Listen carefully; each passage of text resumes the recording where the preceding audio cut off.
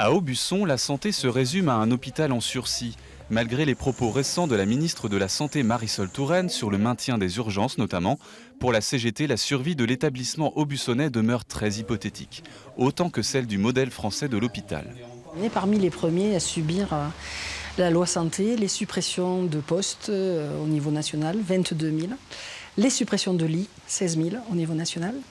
Donc voilà, le but du jeu, c'est de fermer les petites structures et de tout déléguer au privé. Direction Saint-Dizier-les-Rennes, où le désert médical n'est pas une fatalité. Il y a un an naissait une maison pluridisciplinaire de santé associée avec la commune de Bourganeuf. Ce dispositif qui a le vent en poupe a déjà permis d'attirer ici une jeune médecin. De là à pérenniser une offre médicale en milieu rural, c'est une autre question. Ce serait de rendre la médecine générale, effectivement, attractive. Sur le plan financier, c'est une chose, mais sur le plan de la valorisation intellectuelle, de la reconnaissance du rôle pivot que l'on a, parce que c'est vrai que de temps en temps, de ce point de vue-là, on peut se sentir un petit peu frustré.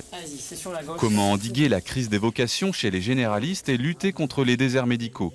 Selon ce jeune remplaçant à la Selle du Noise, certainement pas en obligeant les jeunes médecins à s'installer dans les secteurs sous-dotés.